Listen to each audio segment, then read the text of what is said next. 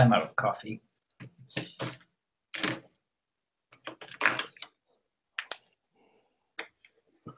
Okay.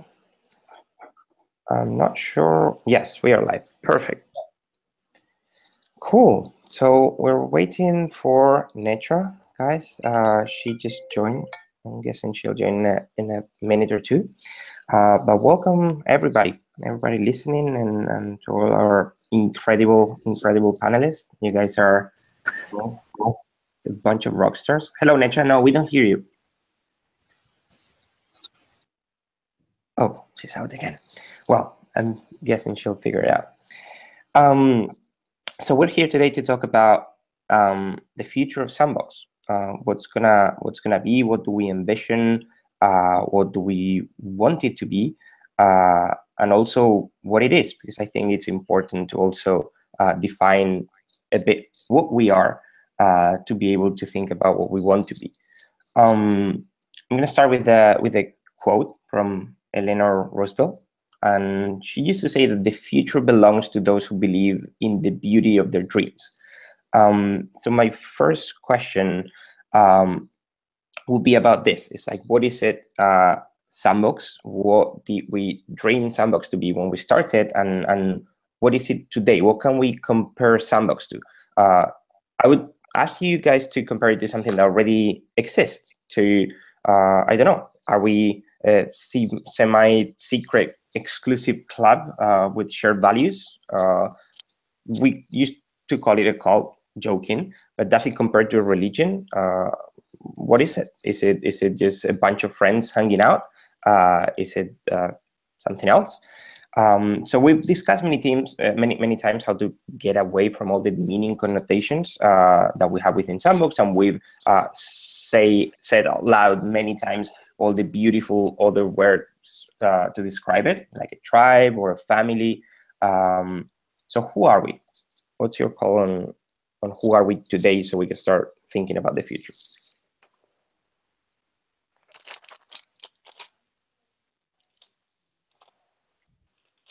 Michael, why don't you go first? Yeah, that made me point at you.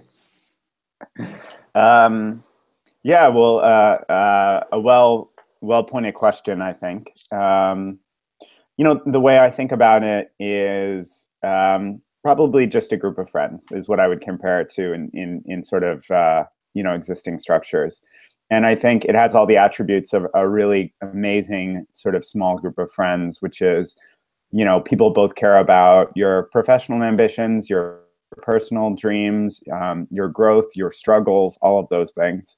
But I think what has happened is intersecting with a lot of other global trends, which are, the ability to travel much more easily, a much more connected universe, the ability to better uncover particular, very specific interests or people with certain sets of values. I mean, when you have a small group of friends that you grew up with, you share some values with those people. But, I think anyone that's come from a small town and then moved, or come from one country and moved to another, has experienced that rift that happens when the people you grow up with maybe make different choices than you and end up in kind of a different place. And so I think more and more, as we as humans no longer exist kind of in the same communities, grow up in the same communities, grow old in the same communities, with our families and the same group of friends, and have those consistent connections, there's this question that presents itself, which is, what does it mean to experience that tribe-like connection, that set of shared values among within a world where change happens much more frequently, where you're moving much more often, where the people around you are sort of being shuffled much more frequently? How do we create the same types of bonds and connections? How can we be committed to each other's growth and support one another? And I think, there's a reason why Sandbox emerges, around 2007, 2008, at the time that it does, presenting a kind of answer to this question, which is still responsive to the most core and fundamental needs of individuals, of people, for communities, for connections, but now can act sort of out on a world stage, can connect from a really broad group of people, find really particular values, and really be powerful in the ways we help each other grow, given this much bigger universe that this now tribe is operating in.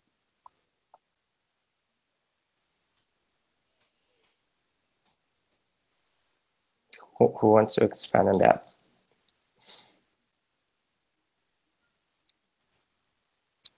Come on, guys. Are you shy this morning? Be careful. You're mute. We're not hearing you. And shoot up. Are you able to hear me now? Yeah. Nice. Okay. I think it's an interesting observation from the other side of the continent. I think that Sandbox was conceptualized as an idea of like-minded people. And I do think for us, it has operated at two levels.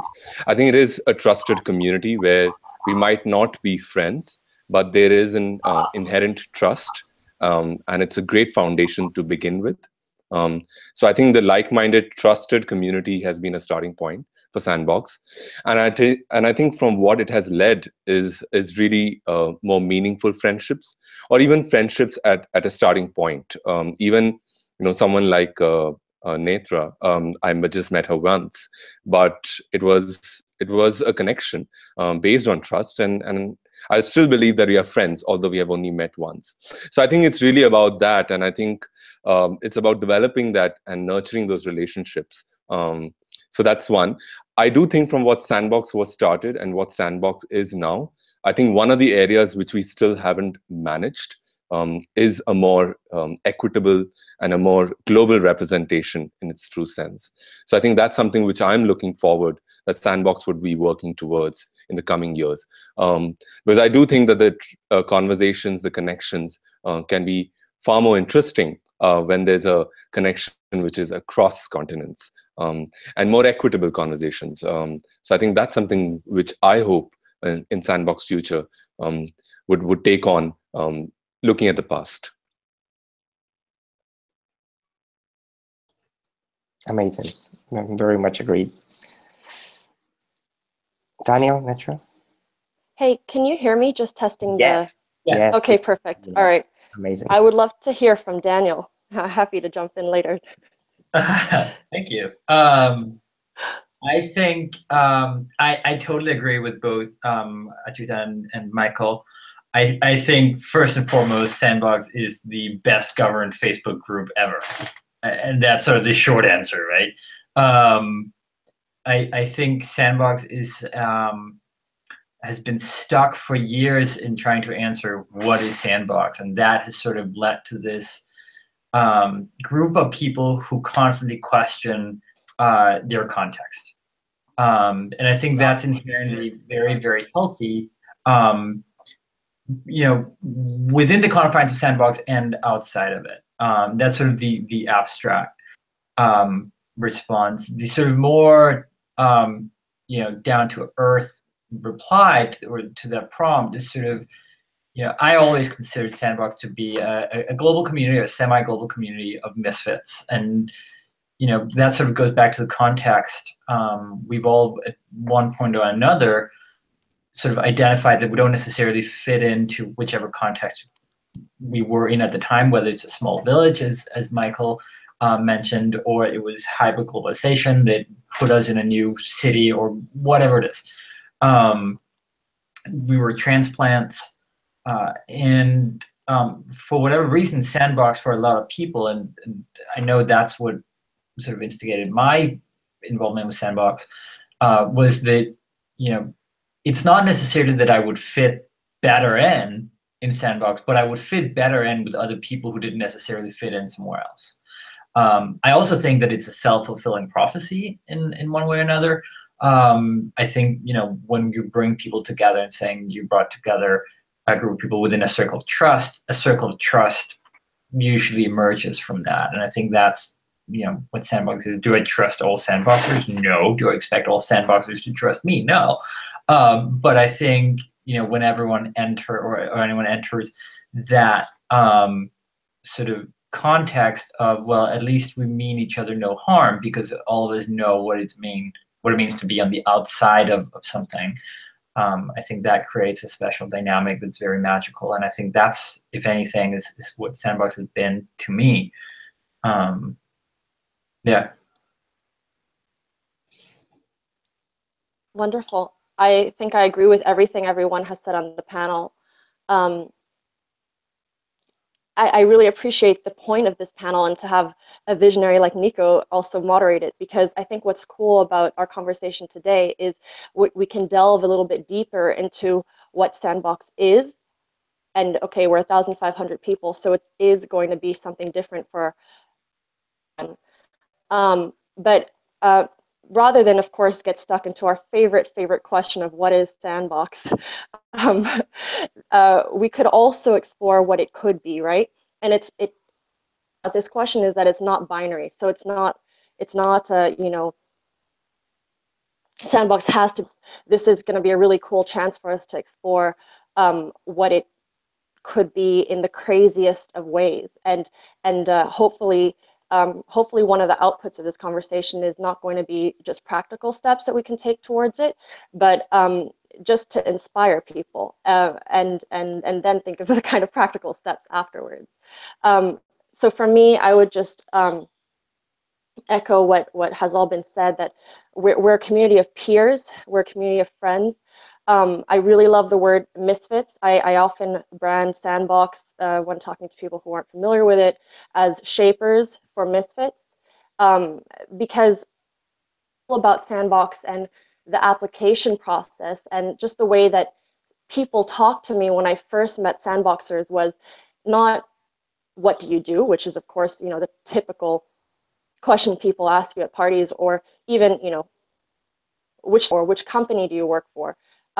That's not what we're about. We're not about elite institutions or even hotspot cities, you know, to go to Achita's point. And yes, I do consider you a dear friend. I think what's cool about Sandbox is that we offer the opportunity to people to go beyond what the rest of society says that they have to be. So even if, okay, and we do have people from elite universities in Sandbox, but even if you didn't go to an elite university, or even if you know, aren't in that network of your father's, you know, law firm or whatever, no offense to people who have great fathers and great law firms, but, you know, we're going to hack our way and we're going to help each other out. And so for me, and in terms of dreaming, in terms of what will Sandbox be, I would love it to continue to be a well-organized Facebook group, +1 for that, and just a really well-organized peer-to-peer group where we help each other accelerate in personal and professional ways, you know, without any regards to what titles society has given us in the past. I totally agree, and I think what Sandbox, obviously it's organically growing in many ways, and what we are today is not what we were 7 or 8 years ago, which is inherently different from what we're going to be 7 or 8 years from now, or 100 years from now. I think what really intrigued me about Sandbox, it was not the cool kids table. It wasn't trying to be the cool kids table. It was inherently for the people who were not at the cool kids table, because they didn't go to those schools. They didn't work for those companies. They were, you know, misfits and in so many ways. And that's usually when people ask me what Sandbox is, that's what I refer to. It's like a group of misfits. It made me think of the Global Summit in Panama almost 2 years ago, before the first plenary, and you know, we sit down in the amphitheater in Kaluyala, and Alex Simon leans in and he goes, "Man, I can't wait to have another conversation about the future of this community." It's just like, that's fantastic, as only Alex Simon can say it. Is there any community in the past that you guys think of if you think about Sandbox, or is something completely new?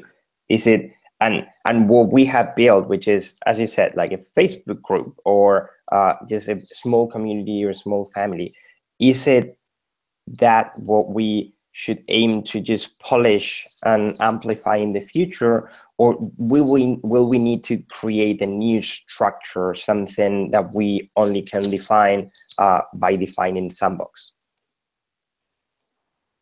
Well, I think this idea of misfits, which I really agree with strongly, is connected to that question. I usually describe it as indomitable misfits, because I think we are not just not at the cool kids table, but we're like also on our own mission to do something, you know? And I think what that connects back to is that, I mean, what does it mean to be on a mission, but not to be so concerned or connected with whether we're at the cool kids table? I think it means to have an independent vision for what you want your world to look like, what you want your life to look like, and be on that journey and being comfortable being on it alone. And so then what does it mean to then find a community of people like that? And so that to me suggests that it's hard to analogize too much to existing communities, because something that's at the core of what Sandbox is a desire to explore and create anew. And that is part of what I think is such an inspiring and so much potential within the community, is that you have people that are endeavoring to do that, to reimagine things, you know, at the largest scale, but also reimagine their lives, reimagine what it means to have a successful relationship, reimagine what it means to, you know, have a successful job or career, and you know, redefining that. This concept of nomadism, which sort of shows up in our community, I think it's best understood not as about nomadism per se, but rather about redefining what place means to people, and you know, what role place has in our lives. And I do think that there's a connection back to this kind of this digital era in which our community arises. And maybe if I'm to analogize it to another another kind of community, as you've asked, Nico, I would look at just kind of when internet forums first became popular. And I think what happened was, all of a sudden, people who had these like tiny little pet interests, or this fascination with, you know, collecting Star Wars figures or something, you know, they found these enormous communities of people that shared this sort of strange interest, and kind of opened the world for them, that interest that wasn't necessarily present in their everyday context. And what we have with Sandbox, I think, is a really interesting evolution of that phenomenon of sort of interest-based groups convening on the internet, you know, kind of at scale, which is, it is sort of such a group, but not with a particular interest, with a much more general interest in this question of what it means to sort of chart our own course and reinvent the values and the norms, the context in which we live, and how we can do that together. And to me, that's very powerful, because the potential and the scope of the questions that are involved in such a community just go much beyond what those early forums did, which were much more about a particular set of interests, where you had people overlapping on a particular question, but maybe being very different in other ways.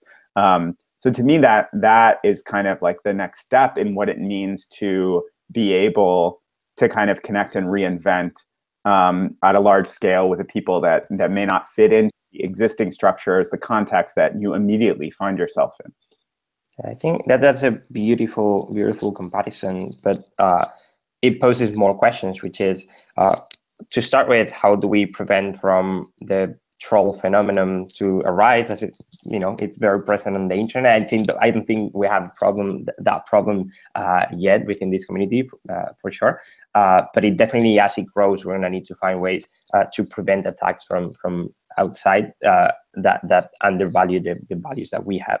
And the other one that I would say is like, the internet is an organic organism, or changing structure, and we're redefining it by our actions every day, or as to say, it's being redefined itself all the time. How does that how is that a challenge to opposite to what we're trying to build, especially now that we're building all the structures for governance and all the things that we're trying to discuss to set up a bunch of rules to define better what Sandbox is? I think that's a really pertinent question, Nico, because all the things that we have just talked about, the things that we love about Sandbox, what Sandbox is, this element of trust, of organic growth, and of relationships, authentic relationships, those are the things that have made Sandbox successful today. But as we grow, and as we seek to increase our ability to accelerate and support each other's mission, we of course then need to protect ourselves from not necessarily trolls, because I don't think that we are that negligent to allow trolls into Sandbox, but you know, people, to protect ourselves from people who who thought they shared our values, who thought they agreed with our manifesto, after attending a few events decided, well, actually, no, this is not for me, this is way too much on the edge, you know? Or just people who love it, but due to life circumstance can't participate in the way that they want to, and therefore kind of send a negative signal to, I'm particularly sensitive to young hubs, so growing the hub in Le Mans, when you're admitting a very first class of 10, if 2 or 3 of the people don't show up, that sends a very negative signal to the others, right? Not like in a London hub or in a New York hub where it's not noticed. So just how can we now start to not formalize, not create a contract, because that goes against the very essence and spirit of what Sandbox is, but how do we continue to celebrate and name and live out, for example, values, to make sure that those who decide they don't want to share our values or who don't want to participate, I think, in this amazing adventure to build the world we live in, the world we want to live in. So how do we make sure those guys who are not interested in that mission have a way out, or, you know, yeah, have a way out?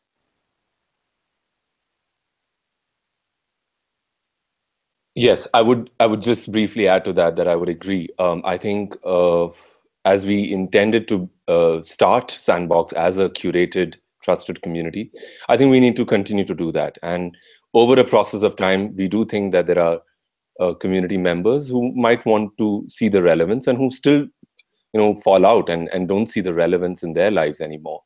So it is important that we continue to curate it. We continue to invite and get community members who are willing to participate and contribute as much as you know, getting the value out of the community. So I think that will be the future. I think no other governance can really beat that, because I think it's really based on the trusted values. The other question, which you know, Nicola, you had mentioned, I think in terms of building our community, I have personally not looked at any other global community of like-minded people since Sandbox, because I felt quite fulfilled being part of this community and committed, that I didn't wanted to kind of disperse my energy in other communities. But I do think that there is value in certain communities which are very transactional. And I do see the value in our community, which is not transactional. And I think that's a true test of our interest and commitment in building meaningful relationships when we don't have any transaction involved. So I think that's in some way is the bottom line of how we intended to build Sandbox and how we intend to continue building Sandbox. I think something really fascinating happened over the course of the past couple of years, where Sandbox very much did turn into the cool kids table, at least in a lot of hubs, and sort of, you know, we do have a global brand, we do have a global identity. A lot of people have heard of us. A lot of people have heard good things of us. But we did turn into something, at least from the outside. What I always appreciate about Sandbox was we were always inclusive, right? So even non-Sandboxers could, you know, as a default attend, you know, a dinner at a hub or something like that. Like, we never turned people away. Summit's slightly different because we wanted to facilitate a very specific safe space, which I think is warranted. But you know, at the intention was always that if you subscribe to the ethos and the ideas and the values of Sandbox, like, yeah, by all means, join, right?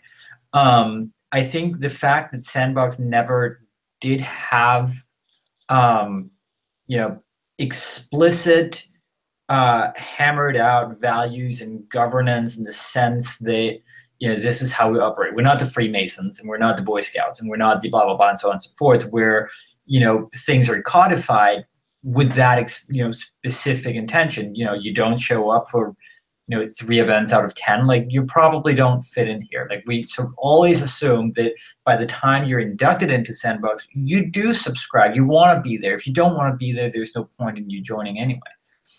And I think what happened was, and something to be keenly aware of moving forward, is the void of those sort of explicit and particulars values and governance sets, but not necessarily governance in the sense of institutional governance, but it's sort of just how we operate as a group, means that we will always reflect not necessarily the majority of the people who are members, but the most active ones, right?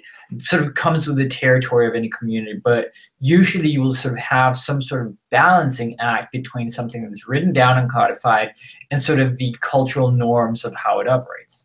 And I think, the past, when we started switching to a class model, I think is really where the wheels came off in many ways, because it made it very difficult to establish a set of trust and confidence with 25 new people in a hub. So it sort of skewed it a little bit to become this sort of a little more of a cool kids table. And a lot of people joined, and from the New York hub, the only time I've seen them was when they joined. I've never seen them since. And I think a lot of hubs are struggling with that, phenomenon. And I think the class model sort of really did emphasize that kind of one new person that's inducted in, 25 people can address him or her and establish that trust. 25 new people join in a hub where there is only 5 people active. It's really difficult to create a safe space with 25 strangers. So I think that sort of balancing act was something that we were never particularly good at. But when we were smaller, vis-a-vis the class model, it was more natural. You have a group of people that all agree that they want to be good people. You ask them to bring in one more. The likelihood of that individual being a good person and subscribe to those values is pretty high. The moment it becomes codified, the moment it becomes institutionalized, I think it's really difficult to sort of not create a brand. A lot of people have, Sandbox on their resumes or LinkedIn profiles and what have you, and it has probably helped in many ways, but it was an identifier as being part of something that they were not necessarily a part of. And I think that's, really has become a really big problem, like a much grander problem that we've sort of really addressed in any conversations that we've had earlier. We've talked about, purging non-active members. We've talked about sort of weeding out. It's more interesting to have a community of 800 active people than 1,600, where some are active and some are non-active. And I think the love-hate relationship a lot of members have with Sandbox stems from, at least, actually, I can only speak on my own behalf, but for me, it stems from the frustration between sort of the tension between the expectation and the reality. I expect when I attend a Sandbox event or talk to Sandboxers that there is a level of trust, or it is easy to create a level of trust, at least. I certainly expect it to be somewhat of a safe space. I do expect there's some sort of shared interest in something, the elusive something that Michael referred to. Or being misfits or having gone through certain steps or whatever, but there is certainly some shared experience there. And what often I felt became the case was the frustration of, in reality, that might not necessarily be true. Like, it's a great narrative, but it's not necessarily true. And I think that sort of becomes toxic for a community where we don't have the explicit, almost codified, this is who we are. So this is who we are will always reflect the reality. And that reality becomes a frustration. And I think that sort of does create that love-hate relationship where you want to do more, you want to contribute. And as Fabian wrote in his Medium piece recently, enter a community, you're a consumer or a co-creator. And I think most Sandboxers are co-creators by nature, and perhaps that's the unifying aspect of Sandboxers. But context defines a great deal, right? And I think, yeah. now I'm just sort of spitballing, but I think that sort of the frustration between reality and expectation, I think is really tricky, and it's something we haven't addressed, at least not here. Yeah. Well, I wanted to add a bit of context to what Daniel has mentioned. I think Daniel has a knack of always being, cutting through the bullshit and putting it out there. And I really appreciate that. And I think a context to that would be also that, interestingly, the hubs which were not really at the epicenters of Sandbox, which is European capitals and the American capital, I think we have been quite away from the politics and the bullshit. In fact, sometimes when I hear from my friends from London or New York about the kind of politics which happens in the hubs, it is flabbergasting. I don't think we would remotely even entertain something like this. So I think what is also interesting is in terms of the growth of the hubs, it has been much slower in regions like Africa and Asia. And for that reason, inherently, we have been able to avoid some of these challenges in the more epicenter hubs. And I think what we have managed is also some quality people who have contributed to an extent. But I also see that, within the hubs in Asia and Africa, there are members who don't contribute. And that's going to be a global hub challenge. So I think very pertinent. I think the context is also quite interesting, as Daniel has pointed out, because I think the epicenters still lie in Europe and America. And that's where I have been almost repetitive in driving home the point that if we truly have to be a global community, we need to be global in representation and in terms of the relationships and conversations which we are having. So I think some very interesting points from Daniel. I'd love to stay on this topic, Nico, if you'll allow us, because I think if we talk about the future of Sandbox in 100 years, if we're having a negative experience as members, then we might not be around in 100 years. So I do think these are really important questions to address. I wanted to I love this phrase from Ran Hindi, my co-ambassador in Paris, who helped me and the whole hub build the Paris hub in 2012, 2011 when I moved there. I was really frustrated because we're not perfect, even though we do bring in great members and that has led to our growth. We're going to make mistakes and we're going to let some people in that maybe shouldn't have come in. And I had a bad experience, many amazing experience. I had a bad experience with one sandboxer that I had a professional relationship with, really cool project, and basically was delayed, and I just didn't think I would get paid for my work. So I eventually, happy ending, I did get paid. I did get in contact with a sandboxer after a while, but I had a kind of moment of depression where I was like, I thought this was a trusted community, this person disappears, and I was a student then, so the money would have helped, and I was upset. And Rand told me, you know what, we're an community, so we give and we don't necessarily get back from the same person. So I think even though we sometimes face this tension, I often go back to that. I'm like, okay, so one, it got resolved, but two, I will not necessarily get back from the person that I give to, and that's okay. And I think that helps them a little bit with dealing with attention. The other thing that I wanted to touch on, because I thought that Achita and Daniel made really good points, was about this idea of growth of classes. So Daniel was saying 25 new people, and Achita, you were saying very slow growth kind of in the hubs that you're aware of in Asia. And add on to that note, because in Paris, what I think one of our mistakes was growing too fast. So we had this moment of inspiration where the co-ambassadors wanted to go very fast and build on the momentum and bring people in. And I think that actually led to kind of some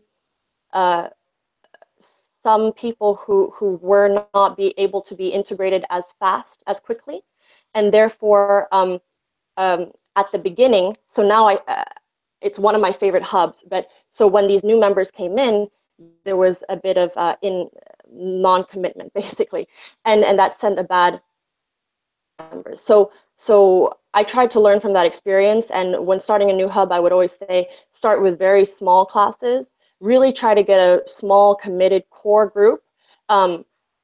it doesn't matter if you have a class of 8 of 10, and which is what we did in Lausanne in the first year. But get that, and then go slowly. And I think this is again, us trying to be analogous maybe with this VC mindset or this startup growth mindset of like, we want, what is the future of Sandbox in 100 years? We have X number of members and X number of hubs, So it is important that we talk about only what our vision of Sandbox is. So do we want to grow exponentially like that? But two, even if we did want to grow exponentially, maybe growing very fast at the beginning is counterproductive. So I think this is an interesting point. And then just a very last point on active and non-active members. So active member, and I've gotten a lot out of Sandbox, but I honestly don't know. I mean, it's a very uncertain moment. When I'm 50, if I'm going to go to 3 retreats a year and go to a Sandbox dinner every month, right? But would it, I mean, I asked the community, let me ask the community in a vulnerable moment right now. Would you let me attend those dinners as a 50-year-old? I mean, I've given a few years. I joined in 2009. And so my point with this is, how much commitment do we expect from our members throughout their lifetime? Maybe one of the reasons for inactiveness is because the bar is way too high. Could we make it as such that we require 3 or 4 years of commitment, of showing up, and therefore the members see the value in Sandbox. Sandbox gets value from the members as well, and then we have a kind of a different period where members can either step up and become leaders, as many of the people in this panel have become. So, or maybe they step down. They say this was great, and I'll be here in the Facebook group, and you can reach me at the global summits once in a while, but I won't be coming to every single dinner. I wonder, is that okay, or would we brand those guys inactive and try to weed them out?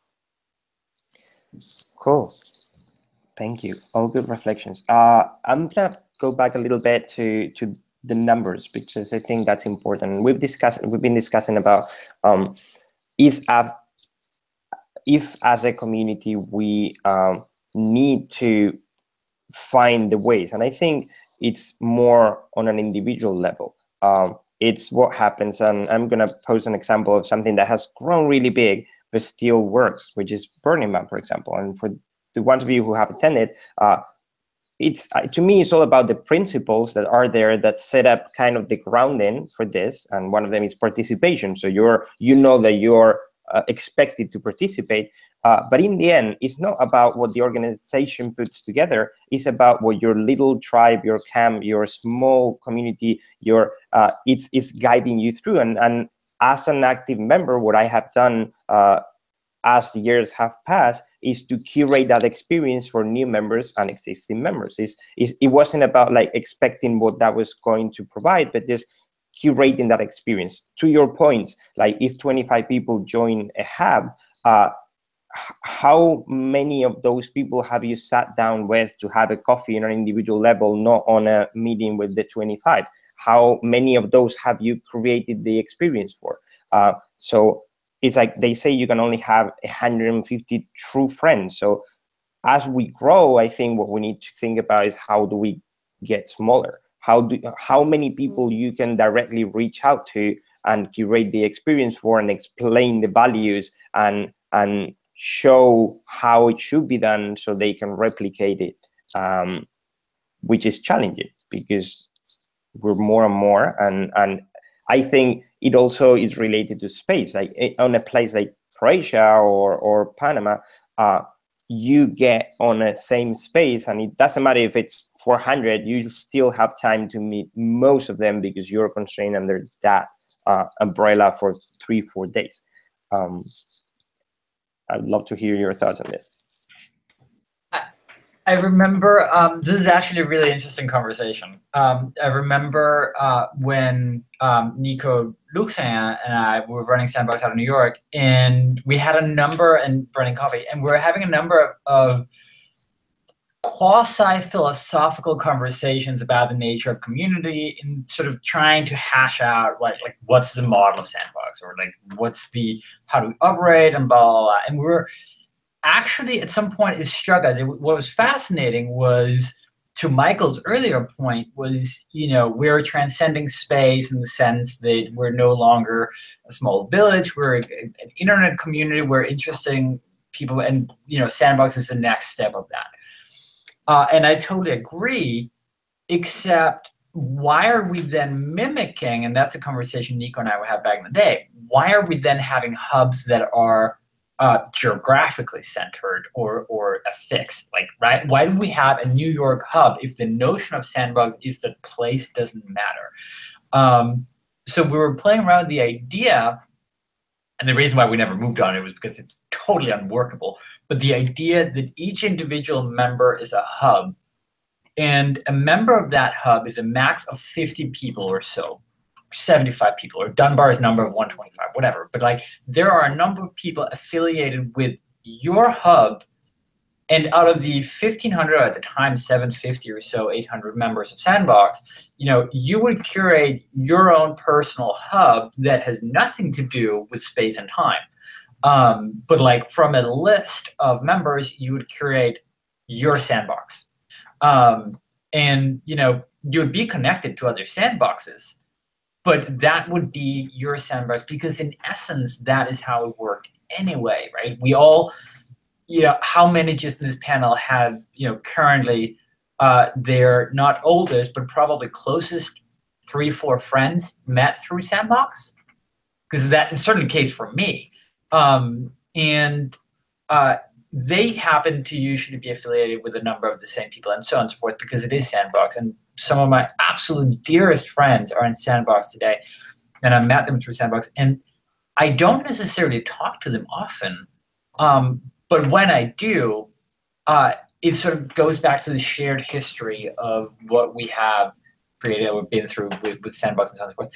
And the idea that we actually do base hubs on everything that we're rebelling against is actually oddly intriguing, that we do have this sort of geographical center. Anyway. You read my mind, and it reminded me of this song by Edward Sharpe and the Magnetic Zeros, Home is Wherever I'm With You. I think it's very much on point. Anybody else wants to add something on this? Or? Well, I think to further complicate that question, there's also the role. We obviously place a lot of value on the role of spending time together in shared physical contexts, whether it's retreats, the Global Summit, or just passing through each other's cities. And so while I agree, and I've made the point even that we are part of this sort of interconnected non-spatial experiment around what it means to have a community, there's also this sort of nagging question of like, okay, but it still seems so important to us to spend time together in physical places, and and I think that's still just an open question of what it means to even just in general be connected to so many people. I mean, how many of you have thousands of Facebook friends, right? Forget Sandbox, just like in the broader context of what does it mean to be connected to so many more people? How do you manage that? Going back to Nico, your point about, is there a piece of this that looks smaller and smaller?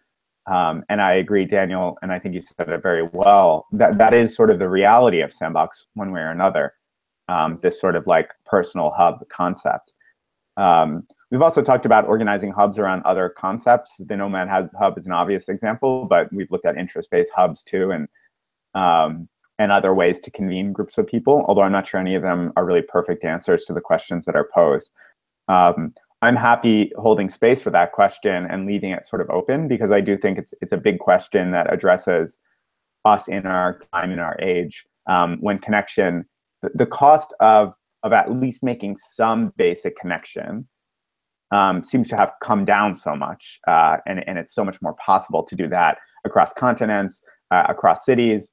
And yet this basic question of what are the constitutive elements of a valuable human relationship with another person still seems to be seated in, developing trust over time, spending time in the same places together, having shared experiences. And I'm not sure the intersection of those, that very old phenomenon and this very new phenomenon have been answered yet. Yeah, if I could say it in one word, maybe we are non-physical beings that can interact in a place with no space and time, but we do inhabit physical space, physical bodies right now. And I think one of the learnings of Sandbox over these many years is that connection can only be created through online and offline spaces. So a combination, right? Because doing it alone, only online or only offline wouldn't work. If you think back about when you got the true magic of Sandbox, it was probably at a retreat, or it was probably at your second or third dinner, or at your second or third retreat. And I think what's going to be the challenge for us going forward is making sure that every incoming member goes to those, let's say, 5 dinners a year, 6 dinners a year, whatever the hub ambassador deems to be a good norm, and 1 retreat a year, a local one, regional one, or whatever, and get to that point where they have interacted enough in the physical world that they create a bond and they see the magic, and therefore they're sold. They're a sandboxer, and then we can rely on Facebook and we can rely on those other things. Okay. I'm gonna jump in, and I'm a bit biased about this, but yeah.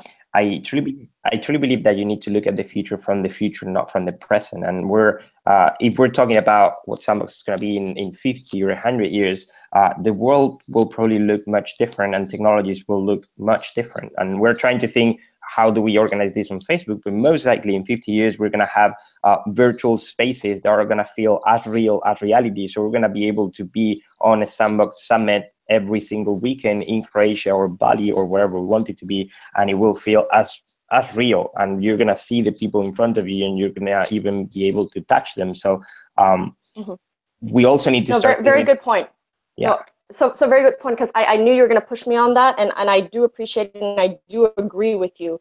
But even if we move into a place where we interact in the physical space, say you never show up in my avatar living room, you never show up every time I do a potluck event at my avatar living room, like, Nico, come on. Right? So there needs to, so I won't use Facebook, and I won't use these companies that, hey, maybe Facebook doesn't exist in 100 years. Like, as it's, I think it's 50-50 chance, right? Like we have no clue. So I won't use those brand names, but getting to a point where we have an intense, let's say in person, whether or not that's physical, but in person connection, and get that person to understand Sandbox, because otherwise what we have is a space where some people are half in, some people are half out, some people half get it, some people don't get it. And we don't need people who don't find value in Sandbox to be in Sandbox. Well, I would totally agree with you, Netra, because I do think that something which we have been practicing in the design space is the physicality of design thinking.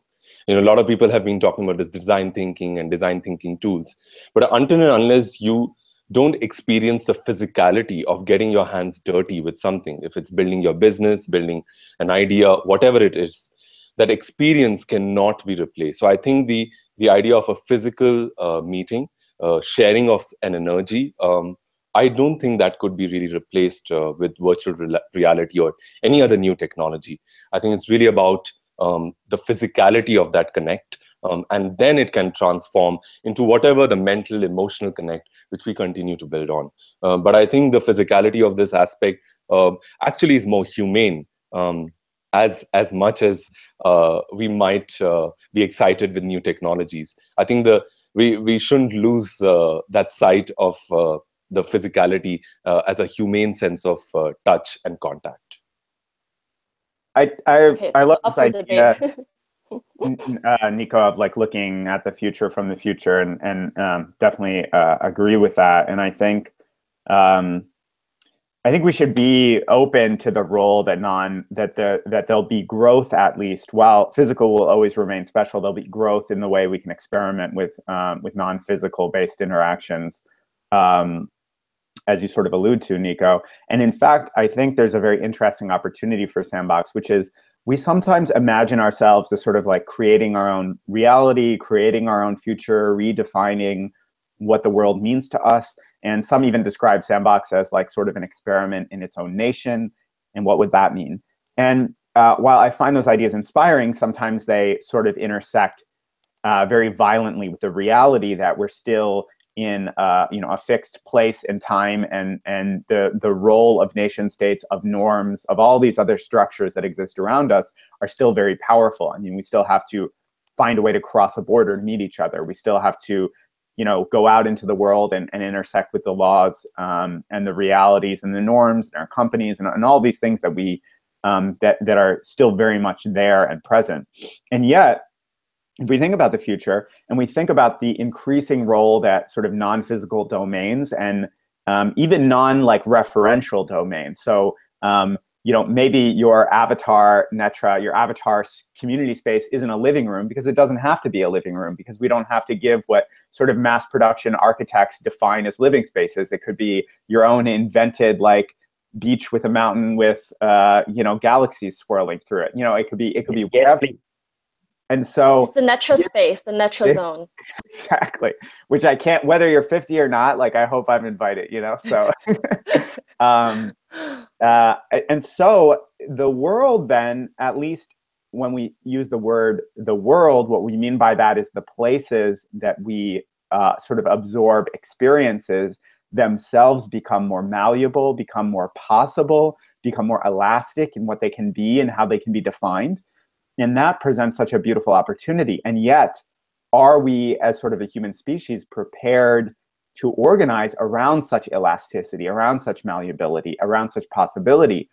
And maybe thinking about what Sandbox is 100 years from now, it is even today an experiment in taking those questions from first principles, not accepting the sort of answers that have already been provided for us, but saying, yes, we can have a virtual summit.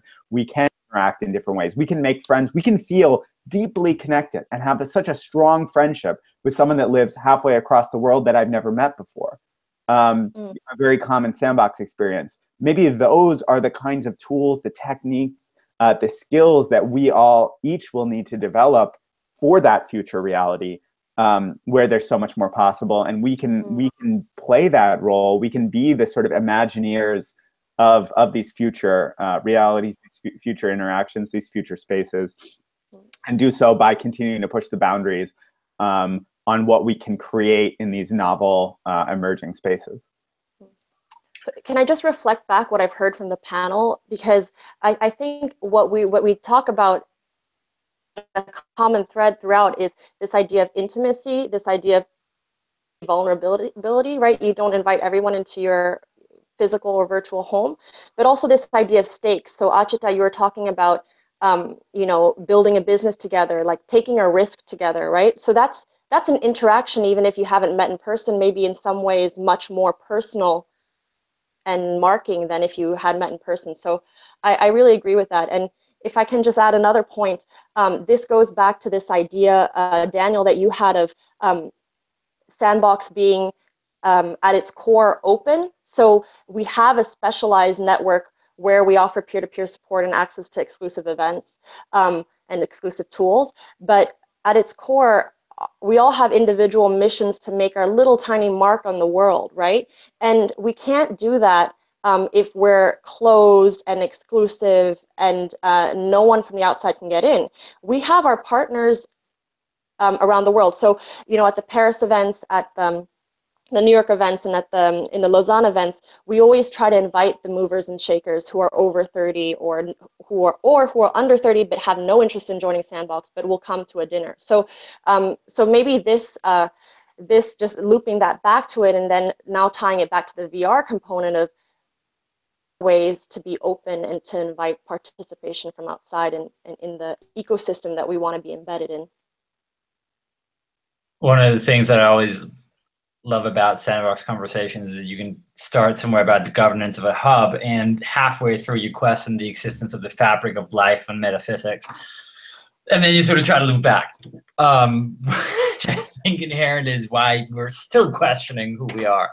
I don't think it's a bad thing, but I think Michael said something that and I didn't write it down, so I don't remember the quote, but I think today, 2017, moving into 2018, there are a number of global communities that are around, right? Sort of the in this context, we often bump into sort of, the global shapers from the forum. And there are a number of others. There's Nexus, there's Summit, there's Kairos Society. There's sort of an inflation in global communities, which is a good thing. Comes with the nature of hybrid globalization. Sandbox just happened to be the first one, right? Or the first one that succeeded in creating this sort of, intimate gathering of people who share something, right? I usually say, Sandbox is a community, global community of people that used to be young misfits, and they're usually still misfits, but not necessarily young anymore.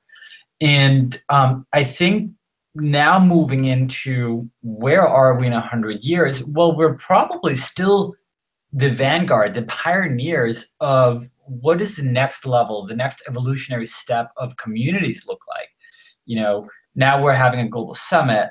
We're questioning, how VR and AR are going to interfere or enhance or build a community that already exists.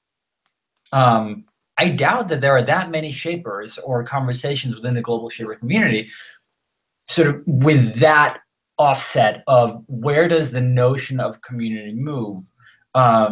So the fact that we sort of keep questioning, going back to sort of the original topic or the earlier topic of the conversation, we keep questioning who we are, we keep questioning what the nature of community is. And I think that's where we're gonna keep being. It's just that the nature of community is going to evolve, technological as well as social, as well as the intersection of those things. But fundamentally, it's the same space we were 9 years ago. The notion of community has just evolved, and we've sort of moved with it because we helped shape it, helped create it, helped question it. I love all these answers, guys.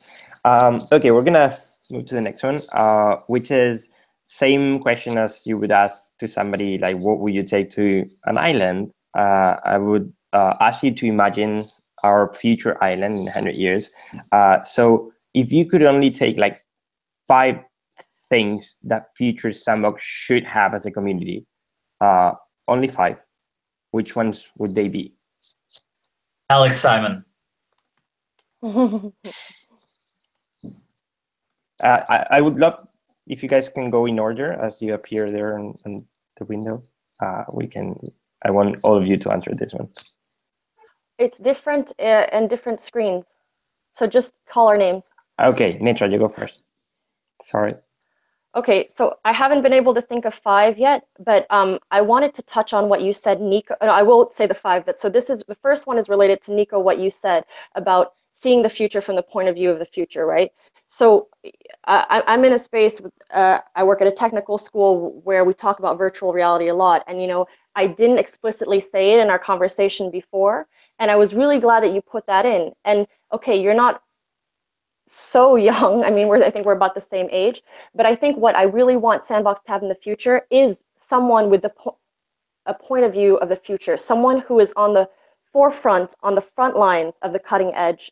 And I think that means to me that we still need young people under 30. So I hope the Sandbox of the future will still be able as an organization to attract, recruit, integrate young people under 30, or maybe because maybe we will grow so fast and biologically that someone will be 30 at age 10. So maybe, then we move to under 10 or whatever. But we still have those very, very young people. And then we have an alumni group of people who have been active, who have been, part of Sandbox, who have co-created, and so are not super, super involved. So I would say those are 2 things. Meeting groups, meeting events, so whether they happen virtually or online. So I would hope to have still open dinners. Maybe we just hook ourselves up to Soylent and chat. Maybe it's not open dinner anymore, but we would still have like eating, like monthly eating events. 2 other things. Not sure. Maybe I just stick it with those 3 then. Maybe let's say our values. the values of peer-to-peer sharing and vulnerability. Amazing. Thank you. So Michael, you go first. You go now. Yeah, well, I think it seems like 5 is a lot. I wonder if we could cover most of what characterizes Sandbox with that. But I would echo Netra on. I would just describe it as youth. I think carrying forward a focus on youth. Sandbox originally was often described as an accelerator for sort of young people, and I think we've shifted away from that, but still rejuvenating the community with young people and focusing on that aspect of it is something I very much share. This poses a question, since you mentioned it now twice. Is age going to be a factor in the future whenever we extend our lifetimes? And as Netra said, like, you can have all the knowledge of the world in your chip in like 3 days, or we're dealing with, which is another interesting question to have, is that, are we going to accept AIs into our Sandbox community? Are all those things going to be, do you think they're going to be a factor into the future? Well, that's why I describe it as youth rather than age, because I do think that perhaps this will be resolved in the future. But I think one of the most defining aspects of change and growth and time seems to be this generational difference, where more youthfully oriented people, which may not even be young people, but there are people who have more of an enthusiasm and an alacrity for the new, the change, the person that's going to be like, yes, we want AIs in our community, versus people who are sort of holding on to previous constructs. And I think that may be a problem that the community itself faces when members become 40, 50. Are they thinking of the old Sandbox and they want the old Sandbox, and rather we should have people with more youthful attitudes emerge into it that might continue to evolve it. And that leads to the second thing that I would take with it, which is the sort of indefinite, non-definite aspect of Sandbox. So while we are always trying to answer the question of what Sandbox is, to me, it would be a tragedy if one day we felt really confident in the answer of that. Because so much of what Sandbox to me is this open question, is this open space for evolving and sort of imagining in a way that's not constrained by a very clear mission statement or a very clear set of objectives. And I'm just imagining in the future a Sandbox that's like, oh yeah, we know this is what we are. We do X, Y, and Z. And it's sort of like that takes away so much of the mystery and the magic of, I think, what's possible with what we do. So I would hope we are just as uncertain about what we are and the role we play in the world, maybe backed by strong values and a sort of sense of what brings us together. But may it always remain inarticulable. And an open question for all of us to consider. Cool. So before we move to Daniel, let's do a quick round of thumbs up or down for AIs being accepted in Sandbox. Show me your thumbs. Down, up, up. Okay, good. Okay, Daniel, your turn. That's a whole different conversation. I can't believe we haven't had that before.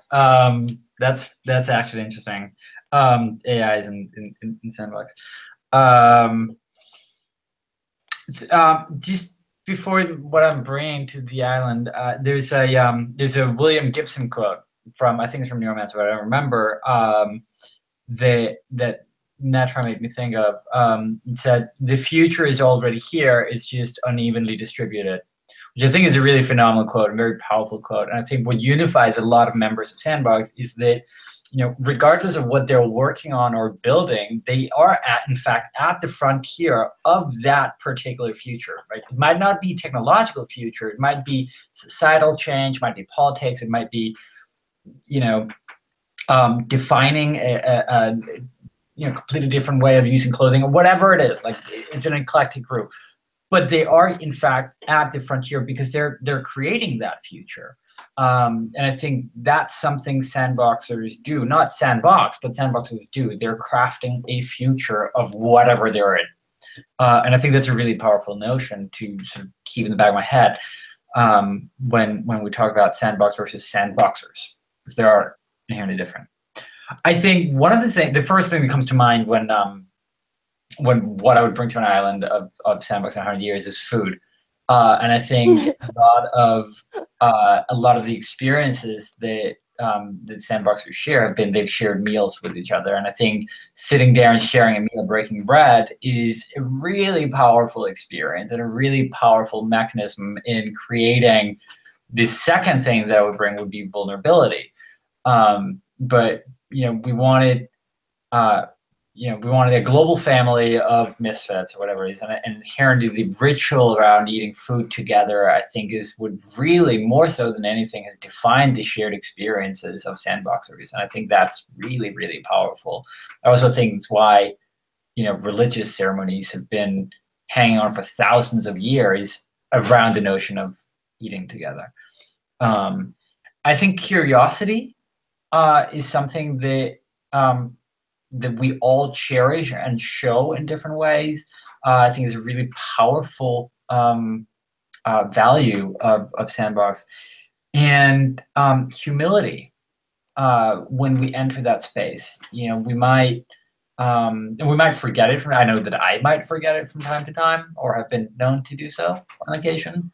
But I think when we, when the 1,500 of us or so are out doing what we do, whether we're making movies or writing books or creating companies or creating social change or making empires cry or whatever it is that we do, we are more often than not moving as if we are the masters of the universe. And I think that's sort of one of the reasons why we come together in Sandbox, because we don't have to be, right? That's where we can be vulnerable. That's where we can actually say, I have no idea what I'm doing. Like, I wake up every morning and I think, what if they find out? But that's where the real magic happens. And I think that comes through the humility of the moment you enter a Sandbox space, you are in fact just yet another Sandboxer. Everyone around the table are just yet another Sandboxer, and they might be there for a reason or they might not be there for a reason, but you're all equal, and we've all sat down together sharing this curiosity, humility, creating future while eating food. And I think the last thing is that we all play. And I think that's why the word or the name Sandbox has been so important to us. And it illustrates that, at the end of the day, there's a playfulness to what we do. There's a playfulness to being together. We want to have fun together, and we want to, be safe while doing so. But inherently, it's we're all children, and Sandbox really encompasses that notion. So yeah, those are my fives: is food, vulnerability, curiosity, humility, and playfulness. Amazing. Though not necessarily in that order. I'm going to propose an immediate. I'm going to propose an immediate and lifelong ban of Soylent within this community.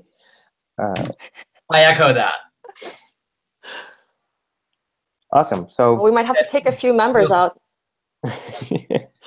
Achita, you gonna go? Yeah. So I think it was interesting that some of the points which were mentioned by Netra, Michael, and Daniel has some interesting overlaps with which I was going to share. I think when I would look at the island, I think one which is a starting point, because that's something which has personally moved me a lot because of the work which I do, is equitability. I think very rightly put that every person who comes from, irrespective of the community or the region, that they are a sandbox at the end of the day. I do think that we have still work to do to truly practice that. And I do think that's has to be the minimum basic denominator of how we approach this trusted community. So equitability has to be the denominator or a starting point. The second, I would say, self-awareness, because I think it's very important as sandboxes to be self-aware about who we are, where we come from, in order to actually contribute and influence the island and the members in the community. So I think that's another very important part.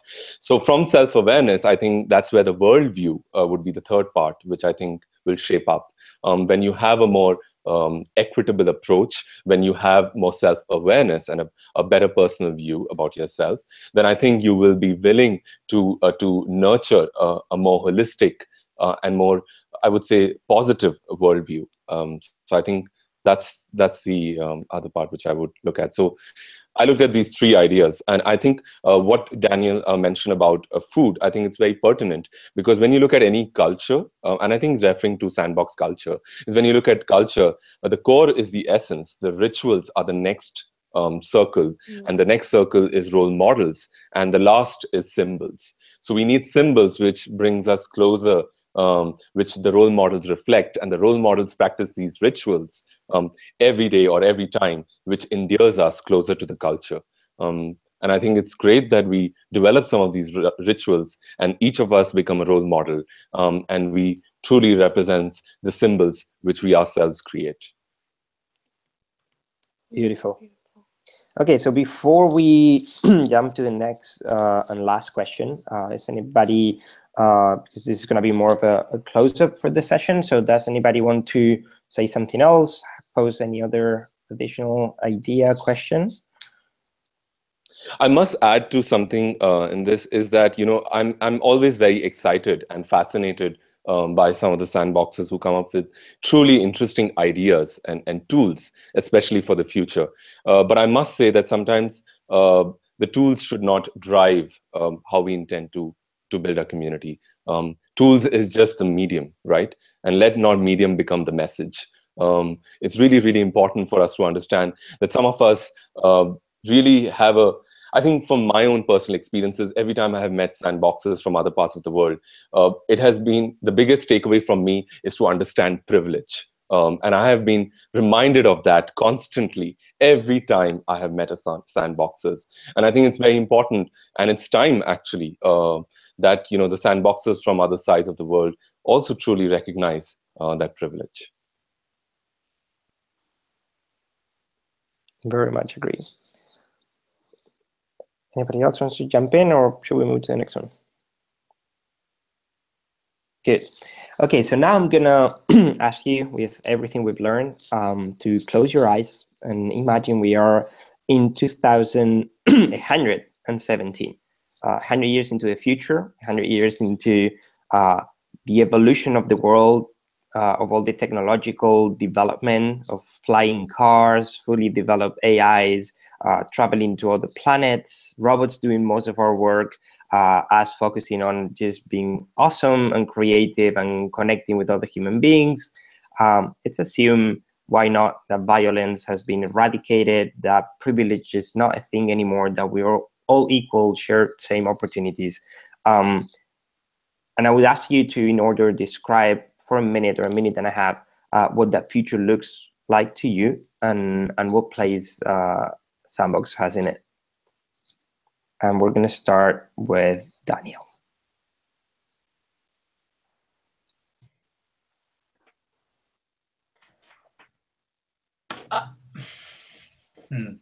Well, so I don't believe in utopia. Kind of defeats the premise of the question. I think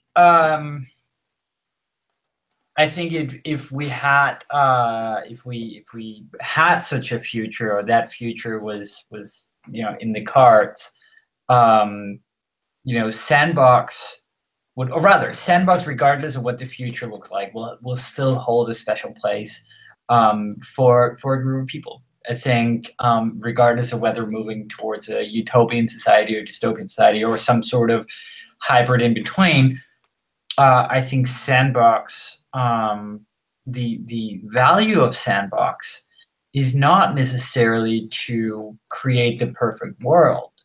I think Sandbox will still be a container for all the people that didn't necessarily fit into that perfect world. There will always be that kind of misfitting. There will always be people who fall outside of the given context. There will always be that people, and I think we've all had that experience. We've all seen other people have that experience when they that sandbox moment that Netra mentioned, whether it's, the third dinner or the first dinner or an open night or a summit or whatever it is, where, someone walking through the room and you can tell it right away, and they're like, wow, I thought I was the only one. And you can see the facial expression change. You can see they get a, Christmas light in their eye. And I think that will always be there. I think sandboxers are all sort of semi-united around the idea that we want to create a positive future. We want to be a positive influence in society and the world, and we want to be a positive driver for change. I'm not entirely sure our inherent function or purpose is inherently different. Perfect. Netra, do you want to go after? I'm keen to where I didn't answer the question, by the way. It's fine. Yeah. Can you hear me? Yes, please. Yes, I also am always wary of utopia. The Khmer Rouge tried to work out. There's so many other historical examples. But I do think that I'm an optimist, so I will act like an optimist and say something optimistic. And that is that in 2117, we'll be living in a better world. And I hope that that world will be better because of Sandbox. So as Achita mentioned about privilege, good institutions don't exist everywhere in the world. Talking about governance institutions of countries and so forth. But then even in countries where there are good, quote unquote, good institutions, they're not perfect. So we were talking before about misfits and about coming from elite universities. That's kind of the past. So we don't necessarily want to relive that. What am I saying? What I'm saying is that I hope that Sandbox understands its true power to accelerate people and to find these kind of lost people that Daniel mentioned, like they didn't know others existed. So this goes back to one of the ideas that Pierre-Alain Masson, a sandboxer who started Seed Stars, they say this a lot. Talent is everywhere.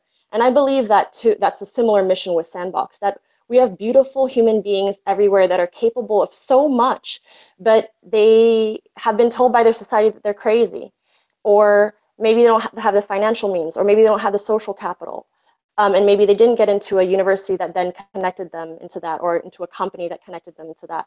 So we pick up these misfits. We really place, as Achta is suggesting, an emphasis on looking for those misfits in our local hubs. So not the ones that are living in the most connected neighborhoods, but maybe a little bit outside as well. And we do this maybe in the class system. So we have a portfolio system where we can potentially bring someone who is maybe kind of affirmative action.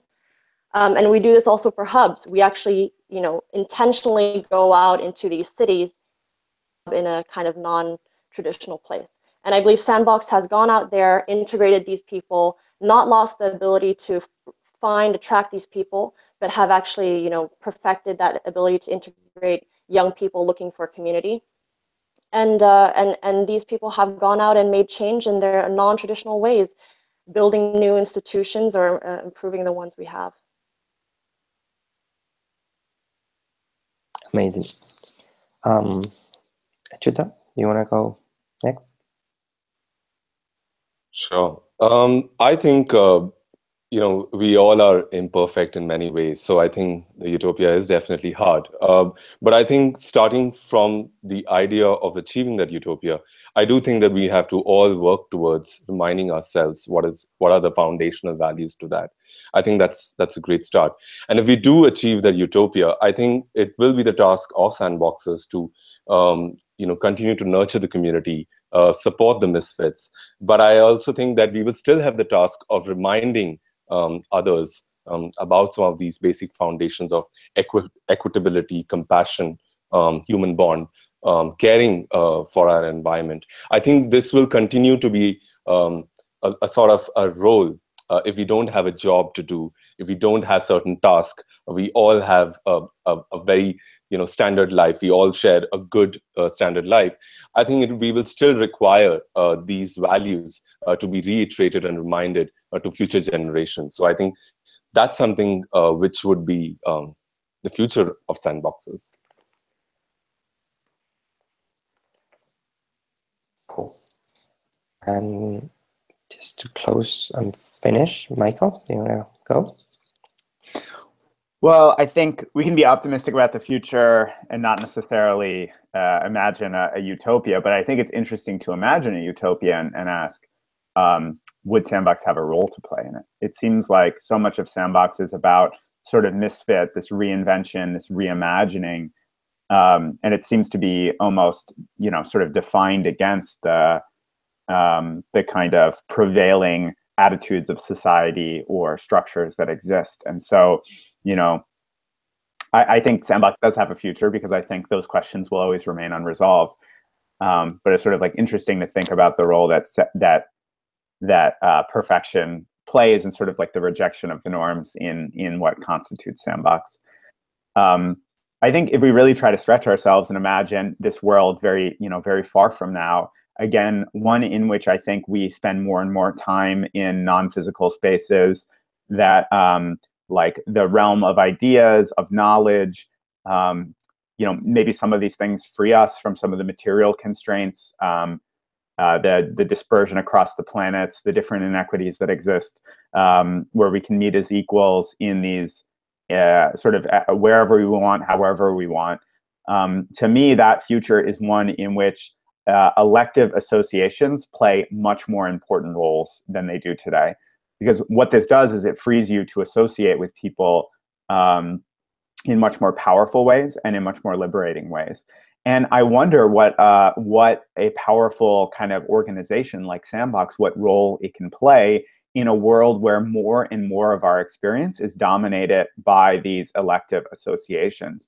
And so I could imagine a future in which maybe you choose Sandbox as your school for your kids, or you choose Sandbox as like guiding your career, or you choose Sandbox to provide sort of all the different needs or meanings or sort of sources of kind of like life decisions that pop up in our life every day, that we look for these sort of fixed structures that exist in society.